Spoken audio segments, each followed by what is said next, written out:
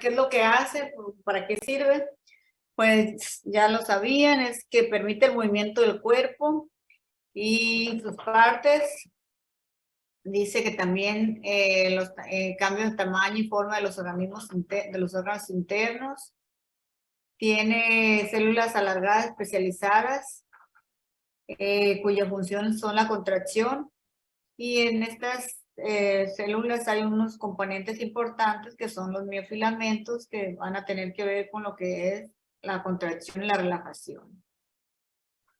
El músculo se clasifica, el tejido muscular se clasifica de acuerdo a su aspecto, que si nosotros lo observamos, vamos a observar que hay un aspecto que le da como un aspecto de estriado, y esto es porque tiene bandas transversales claras y oscuras que tienen que ver con los miofilamentos de actina y de miosina. El músculo liso, tiene ausencia de estas bandas claras y oscuras, ya que las bandas, a pesar de que sí les posee, no las posee que le den este aspecto. Entonces, esa es la diferencia entre el tejido muscular estriado y el tejido muscular liso. Y aquí tenemos esas bandas que les decía, que son los que forman lo que es el sarcómero, que son las bandas de miosina, que son las bandas oscuras, y la actina, que son las bandas delgadas. Entonces, eso le da un aspecto como si fuera un músculo estriado. En el músculo tenemos otras definiciones de los componentes. A la membrana celular se le conoce como sarcolema, al citoplasma como sarcoplasma, a los retículos se le conoce como retículos sarcoplasmáticos, y a las mitocondrias se le conoce como sarcosomas. Y a las células se le conoce como fibra.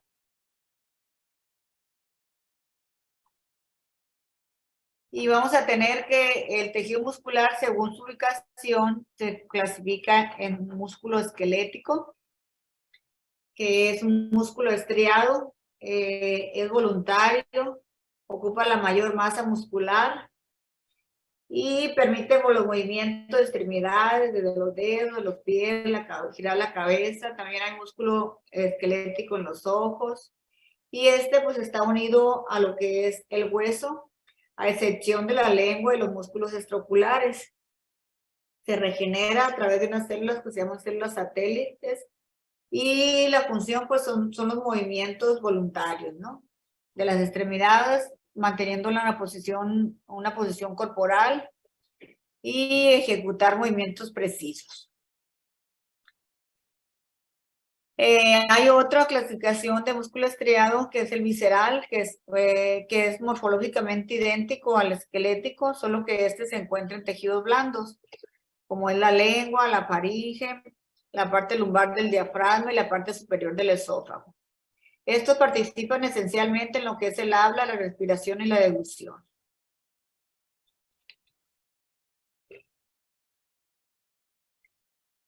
Esto que le estoy diciendo ya lo deben de tener por ahí apuntado, nada más remárquenlo, pongan atención porque no lo entendían. El músculo esquelético tiene un recubrimiento, a eso se le llama recubrimiento muscular, y tiene tres partes. Tiene lo que es el epimicio, que es una lámina de tejido conectivo denso que rodea todo el conjunto de un fascículo, y a través de penetra lo que es la irrigación y la inervación de lo que es el músculo.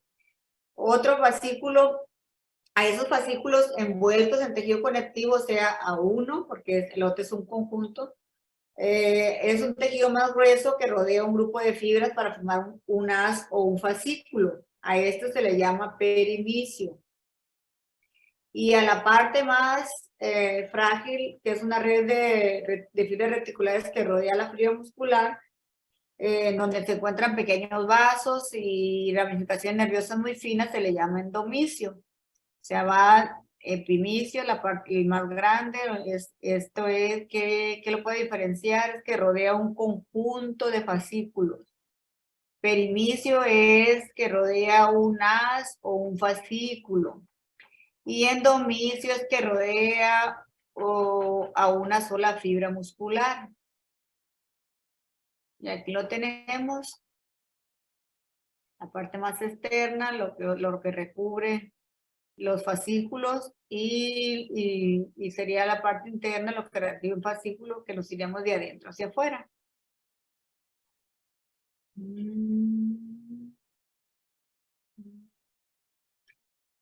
¿Cuáles son las células del músculo esquelético? Pues son los mioblastos.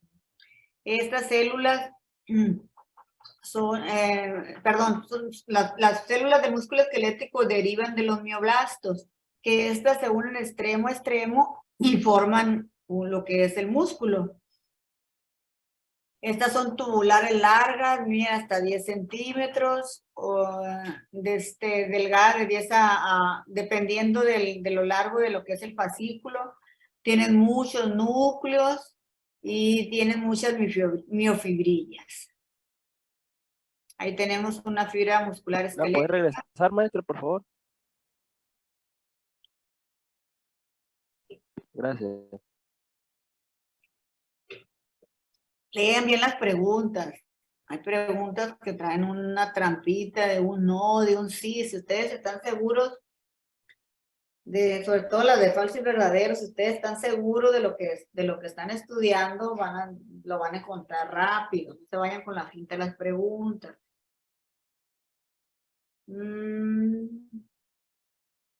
Esto, tenemos diferentes tipos de fibras. Tenemos las tipo 1 o rojas, que se llaman oxidativas lentas.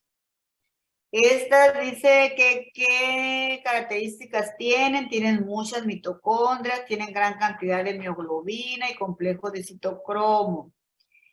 Dice que tiene una velocidad de reacción del ATP lento.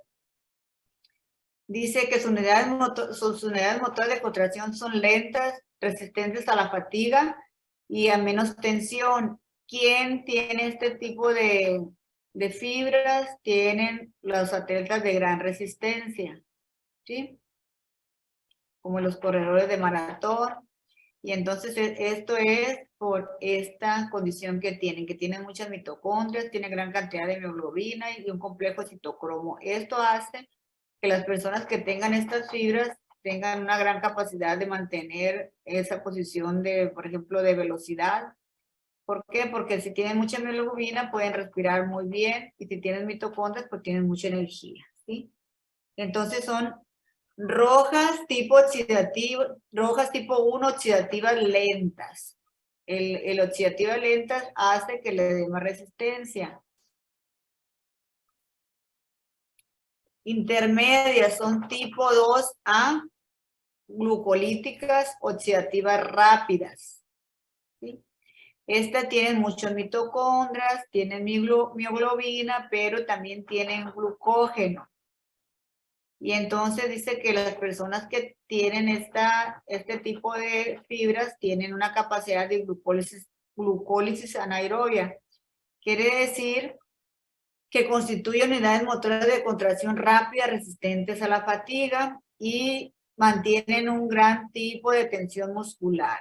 Estos son para corredores de 400, 800 metros, nadadores de distancias medias y jugadores de hockey. O sea, estos son los que mantienen la tensión rápidamente, que suben y bajan de energía. Pues haz de cuenta que un corredor de 400 a 800 tiene que dar un pico grande para poder alcanzar esa velocidad rápida.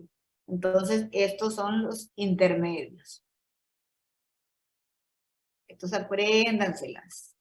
Las de tipo 2B o glucolíticas rápidas son fibras grandes, color rosa pálido, menos globina, mioglobina y mitocondrias. Estas tienen mucho glucógeno. Entonces, estas son unidades de contracción rápida, propensas a la fatiga. No quiere decir que cada persona tiene nada más fibras de un solo tipo. Hay combinaciones de fibras pero las que tienen más de estas fibras, pues son las que tienen estas características. Dice que estas son de contracción rápida y movimientos finos y precisos. Por ejemplo, los ojos, los dedos, los corredores de distancias cortas y los levantadores de pesas. Estas fibras son las que dan una energía rápida y se mantiene fuerte, pero rápido se cansa. ¿Sí? Entonces son 3 tipos que las van a diferenciar ustedes por los componentes, por qué tienen y qué hacen. ¿Sí? Acuérdense que en el examen no es de escribir, es nada más ver la información y si ustedes la tienen, pues la van a analizar. Ahora, ¿qué es una contracción? Dice que las contracciones son voluntarias y se dan en estos tipos de músculos, donde hay un elemento contráctil que se llama sarcómero, el cual va a tener unos miofilamentos de actina y de miosina, y entonces tiene que ver con el sistema nervioso. El sistema nervioso tiene que liberar un neurotransmisor para que se dé una contracción donde es el todo o el nada. ¿Sí? Entonces, aquí tengo una definición que les puede servir, que es una contracción, es un potencial de acción donde se desplaza a lo largo del sarcolema y desencadena la liberación de iones de calcio en el espacio intracelular, con lo que se inicia una interacción de miofilamentos de actina y de miosina. Eso viene siendo una definición de lo que es una contracción. Si quieren copiarla, les puede servir. ¿Ya la tienen?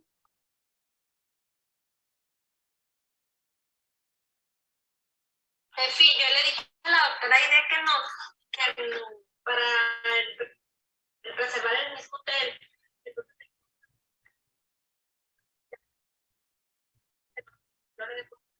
¿Quieres pues, que compren el tuyo también o qué onda?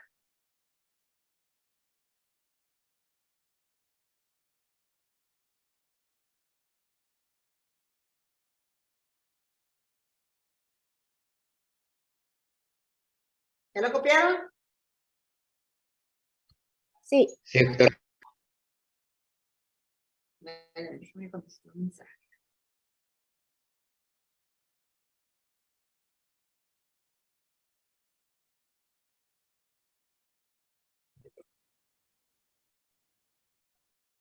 Bueno, entonces ese sería lo que es una definición de una contracción.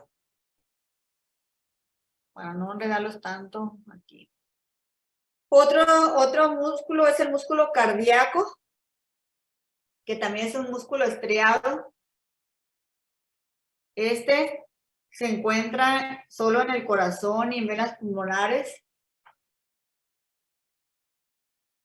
A diferencia del músculo esquelético, pues sus fibras están rodeadas por lechos capilares y tiene un sistema tubular transverso y también una característica que tiene una ritmicidad inherente. Quiere decir que esta ritmicidad inherente hace que el corazón siempre esté funcionando.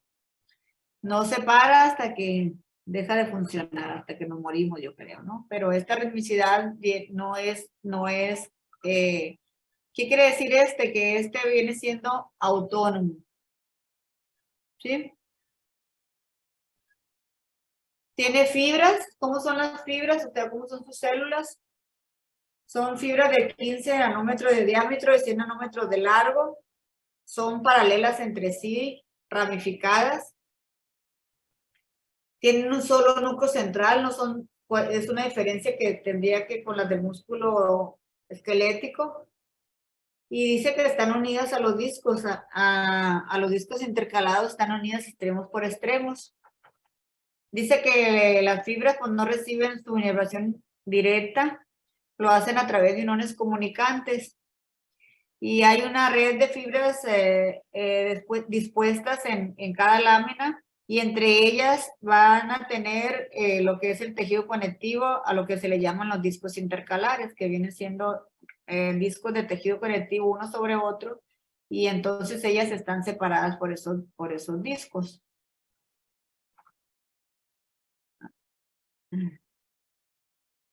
Dice, están rodeadas por endomisio, que es el tejido conectivo, contienen vasos sanguíneos, a diferencia del otro, pues este no posee lo que es el epimicio y el perimicio. ¿Por qué? Porque no está en fascículos. Y ¿qué más les puedo decir?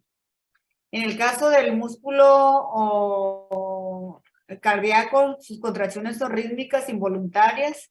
Tiene un bombeo de sangre desde lo que son los músculos a las vísceras. Y estos están formados están ligados por factores fisiológicos y emocionales, o sea, no es como el músculo esquelético. Y otra de las características que lo diferencia del músculo esquelético es que el músculo cardíaco no se regenera.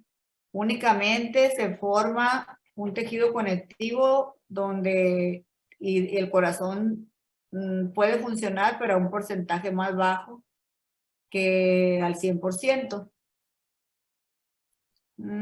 Al igual que el anterior, déjame checar. No, esto no se lo voy a dejar, que no se me haga mucho bola. Otro músculo es el músculo liso, que se encuentra en muchos sistemas y aparatos, en vísceras. Incluye lo que es el aparato circulatorio, respiratorio, digestivo y reproductor, el sistema urinario y los vasos linfáticos. Este, igual que el del corazón, tiene una contracción rítmica, lenta y automática, y no posee estriaciones, que es la característica que los va a diferenciar de los otros dos. ¿Cuáles son las dos características que ustedes van a diferenciar entre este y el otro? ¿Dónde se encuentra y que no posee estriaciones? Tienen que saber dónde se encuentran los tres músculos. ¿Por qué? Porque, por ejemplo, si no se saben el cardíaco, pues que está tan fácil, pues no se van a saber el otro. Entonces, estas dos características de dónde se encuentran y las expresiones son lo que les va a hacer que les salga bien la respuesta.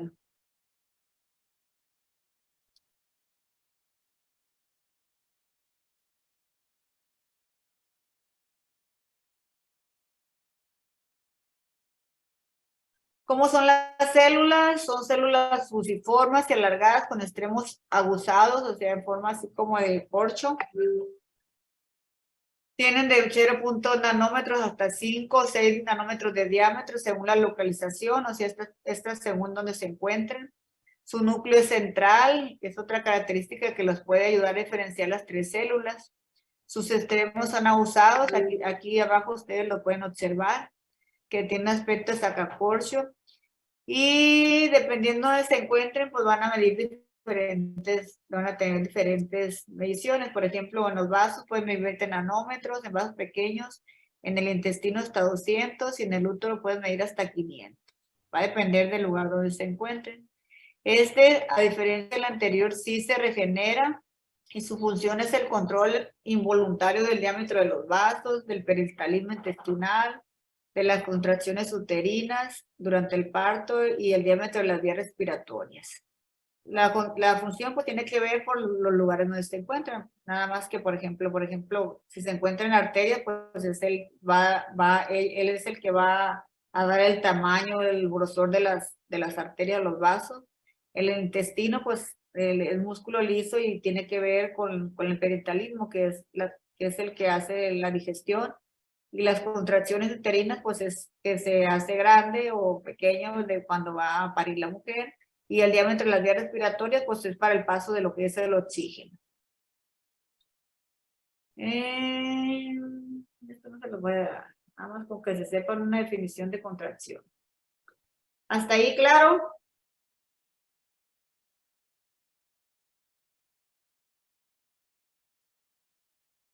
¿Tienen alguna duda?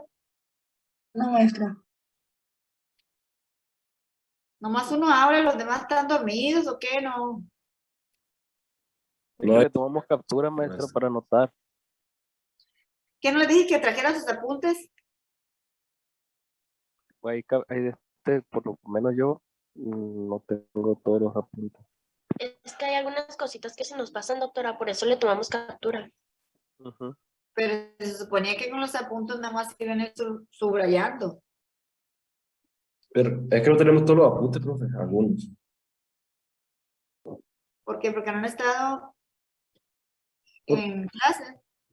No, No, o sea, sí hemos estado en clase, pero en veces se Mm. nos pasan cosas, pues porque no le tomamos captura, lo tratamos de anotar rápido.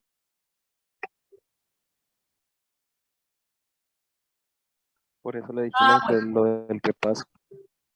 Bueno, entonces, lo que yo les estoy diciendo ahorita es de lo que en el fin de semana estoy haciendo el examen, o más o menos de lo que va a venir el examen. Por eso algunas cosas me las paso, porque no las incluí algunas cosas. O sea, puede ser que de una diapositiva no creo que es una pregunta. De una diapositiva puede venir, puedes hacerle una o dos preguntas.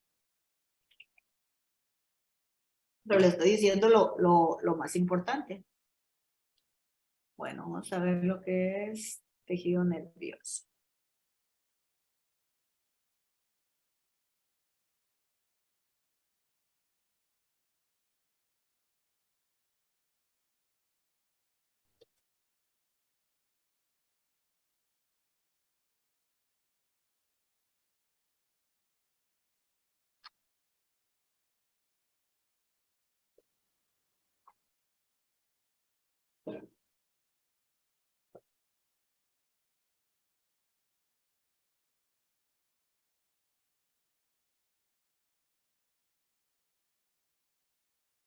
Tejido nervioso. El tejido nervioso, pues, está compuesto por células también. Una parte son células que transmiten, reciben impulsos, y las otras son las que dan mantenimiento al tejido nervioso, ¿no? Aquí vemos un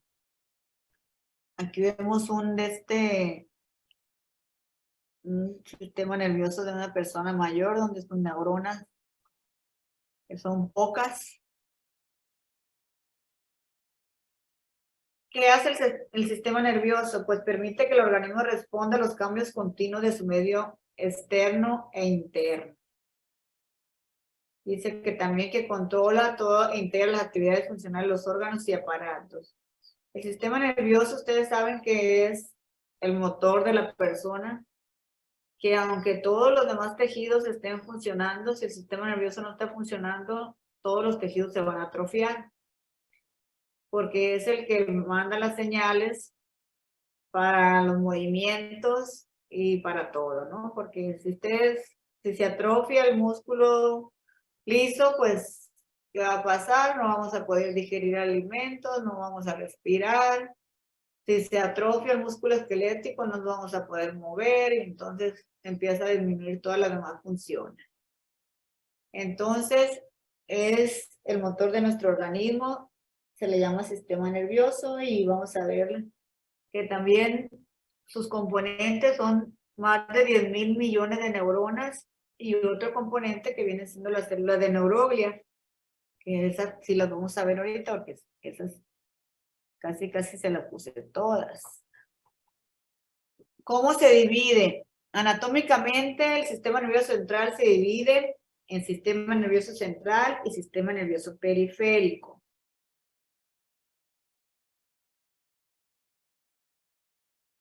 El sistema nervioso central incluye lo que es el cerebro y la médula espinal. Eso se me hace bien facilito, y eso sí viene en el examen.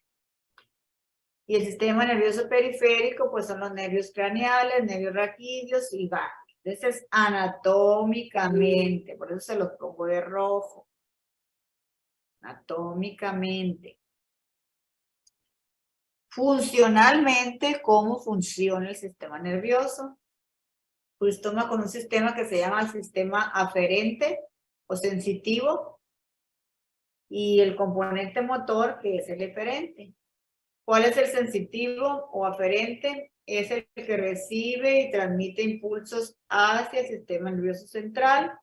¿Qué significa este? Pues es todo lo que nosotros percibimos y lo transmitimos a nuestro sistema nervioso central para que él nos dé una sensibilidad o nos dé lo que sentimos por lo que nosotros transmitimos. El componente motor eferente, este se origina en el sistema nervioso central y transmite el impulso hacia todos los órganos efectores de todo el cuerpo. Y ahorita vamos a ver cómo se subdivide el motor o el eferente. Somático, dice que el somático, entonces me devuelvo tantito para que les quede claro. El componente motor se subdivide en sistema somático y sistema autónomo. En el somático, los impulsos que se originan en el sistema nervioso central se transmiten directamente a través de una sola neurona hacia los músculos esqueléticos. Y en el autónomo, los impulsos se transmiten a través de un ganglio autónomo, a través de una neurona, una segunda neurona, que origina en el ganglio autónomo, transmite impulsos hacia el músculo liso, cardíaco o glándulas. ¿Qué significa esto? Significa, el primero es directamente y lo hace a los músculos esqueléticos, o sea, todo el impulso del músculo esquelético es somático. Y el impulso de los músculos lisos es es autónomo, igual que el cardíaco. Este lo transmite directamente una sola neurona y este tiene que ser a través de una neurona, llegar a un ganglio y el ganglio originar otra neurona y entonces transmitir el impulso. Y aquí lo vemos en este esquema, vemos cómo recibimos un impulso, lo vamos a llevar directamente al sistema nervioso y el mismo sistema nervioso con una sola neurona se lo trae y entonces nosotros percibimos. Aquí es lo mismo, aquí está el intestino, sube el impulso, baja, pero ya no baja directamente ya no baja directamente a donde tiene que ser el impulso, sino que lo hace en un ganglio. Y este ganglio origina otra neurona para llevar a cabo lo que es la función. ¿Sí les queda claro eso?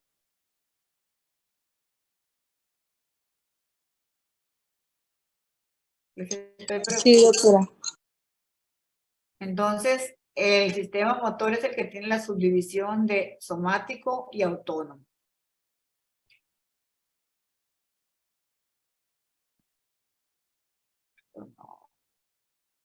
Ahora vamos a ver las células. La neurona se le considera la unidad funcional del sistema nervioso, cuya función es la recepción y transmisión de impulsos nerviosos. Tenemos más de 1 billón de neuronas, que obvio va disminuyendo porque las neuronas que mueren ya no vuelven a producirse, ya no hay una célula que las esté produciendo. Miden de 5 a 150 nanómetros, va a depender hacia dónde vayan. Y cómo están compuestas. Están compuestas por un axón, dendritas y cuerpo. Esto tienen que aprenderse. Entonces, ¿qué es cada uno de ellos? El cuerpo o soma, también se le conoce como pericarium, pero es más común que lo encontremos como cuerpo o soma. Contiene lo que es el núcleo y los organelos, ¿no? El axón son las prolongaciones que transmiten los impulsos desde el cuerpo. Y las dendritas son las prolongaciones que transmiten impulsos desde la periferia hacia el cuerpo o hacia el soma, ¿sí? Ahorita lo vamos a observar para que les quede claro. Aquí tenemos una neurona, aquí tenemos el cuerpo, aquí tenemos el axón y aquí tenemos las dendritas, ¿sí? Aquí tenemos una neurona, aquí tenemos el cuerpo, aquí tenemos el axón y las dendritas están acá, por acá. Igual aquí está una, el cuerpo, las dendritas y el axón. Las neuronas se clasifican en 3 categorías generales. Neuronas sensitivas, que tienen mucho que ver con lo que vimos al principio, que es la que transmite los impulsos desde los receptores hacia el sistema nervioso. O sea, es la que recoge todas las sensibilidades, el dolor, la temperatura, la presión desde la superficie corporal, y entonces esta neurona lleva el impulso hacia el sistema nervioso. Y la motora es lo contrario, es la que transmite los impulsos del sistema nervioso a los ganglios, hacia las células efectoras, que es lo que veíamos hace ratito. Es el mismo función del sistema nervioso, pues nada más que aquí pues la que le da esa función viene siendo las neuronas. Y hay una interneurona, que es una red integrada de comunicaciones entre las neuronas sensitivas y las neuronas motoras, y se calcula que la mayor parte de neuronas vienen siendo estas, que son las que están en el medio de la que recibe y la que sale del sistema nervioso, se le llama interneurona. Y según la cantidad de prolongaciones que tengan estas neuronas, se les conoce como neuronas unipolares, que tienen una sola proyección. Neuronas bipolares, también se le conoce como pseudonipolares, que tienen una sola dendrita y un solo axón. Y las multipolares, que tienen un axón y 2 dendritas o más. ¿Sí está, voy muy rápido o si están apuntando eso? ¿Sí lo tienen? Eso está bien. Ok. Y aquí tenemos una neurona unipolar, una neurona bipolar, que tiene dos proyecciones, y las multipolares, que tienen múltiples proyecciones.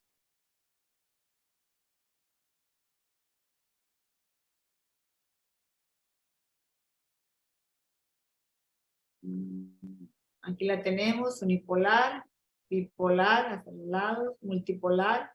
Y hay unas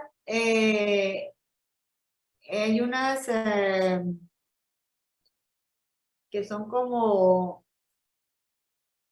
unas,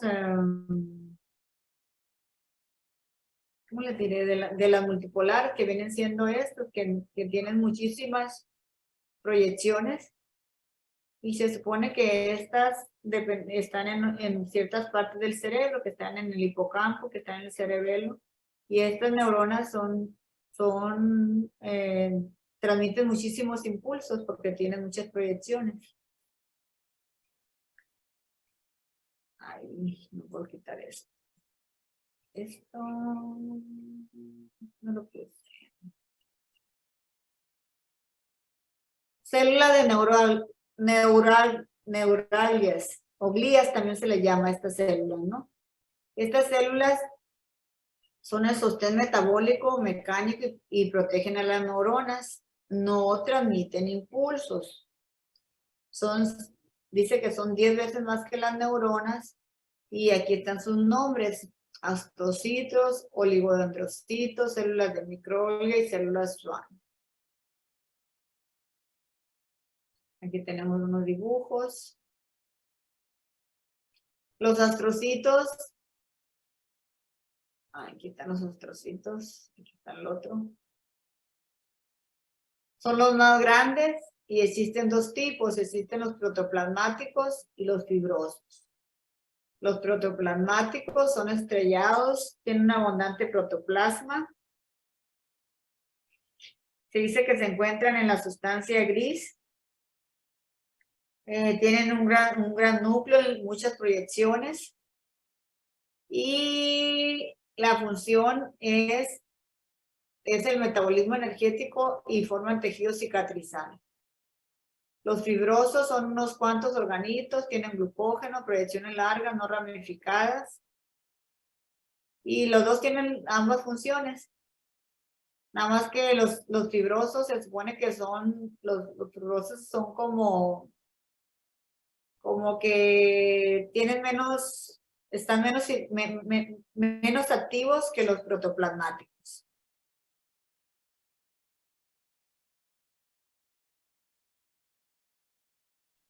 Hay otras células que son los oligodendrocitos, que son pequeños, tienen pocas proyecciones, se encuentran en la sustancia gris y en la sustancia blanca, y estos son los encargados de la elaboración y conservación de la mielina sobre los axones del sistema nervioso central. ¿Qué hace la mielina? Pues la mielina es la que recubre a los axones y es la que hace que se transmitan más rápido los impulsos nerviosos.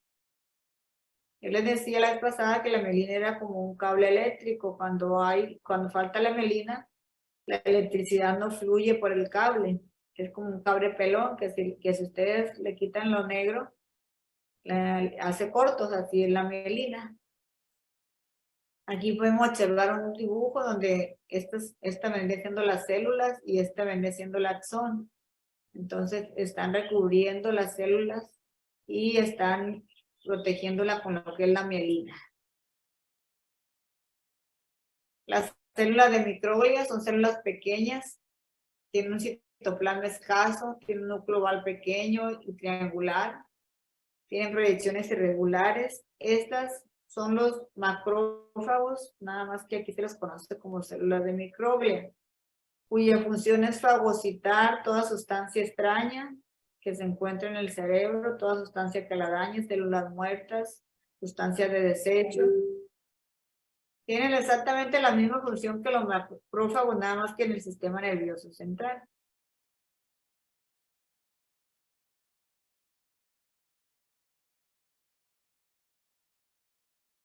Las células de Schwann únicamente se encuentran en el sistema nervioso periférico, envuelven los axones aplanados, son aplanadas, tienen un núcleo aplanado, tienen un aparato de Golgi pequeño.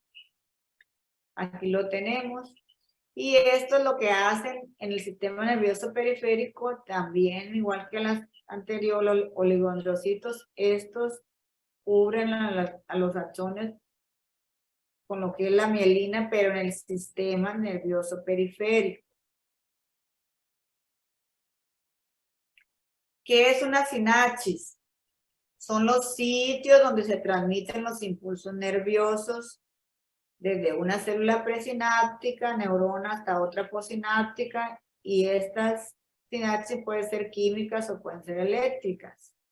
Entonces, una sinapsis es el sitio donde se transmiten los impulsos. Aquí tenemos un sitio. Aquí tenemos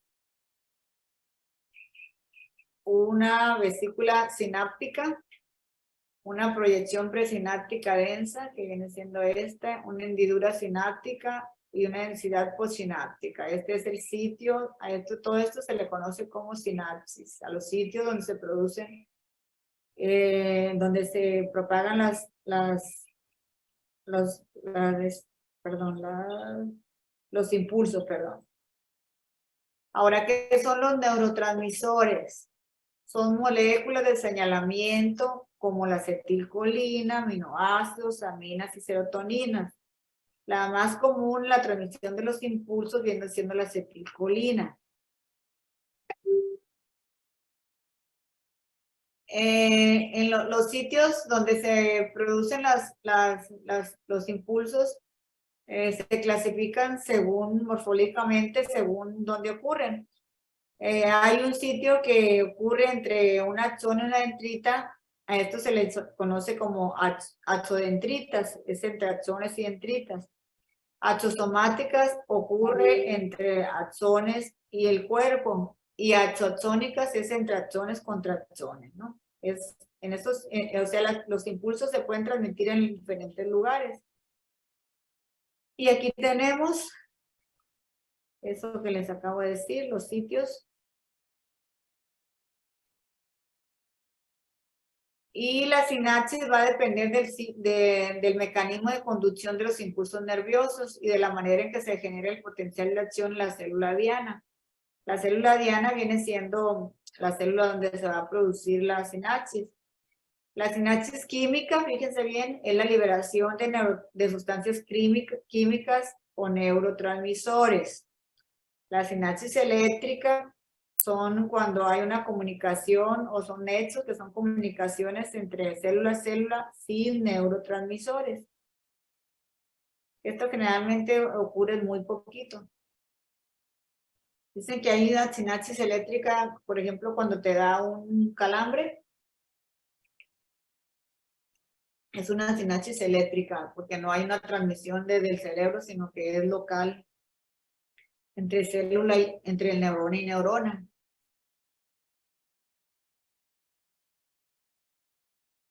Ahí está. Me parece que no les puse nada de esto. Aquí están los sitios donde están haciendo sinapsis las neuronas. Así lo deberían de tener ustedes ahorita, bien alumbrado el sistema nervioso. Las neuronas se regeneran o no se regeneran, dependiendo de dónde sea la lesión, hay regeneración. Pero si la lesión es en el cuerpo, en el soma, no hay regeneración. Si lo tenemos en un axón o en el soma, en las dendritas, pues pudiera ser. Pero cuando la lesión es directamente en lo que es el cuerpo, no hay regeneración. Hasta ahí estamos bien.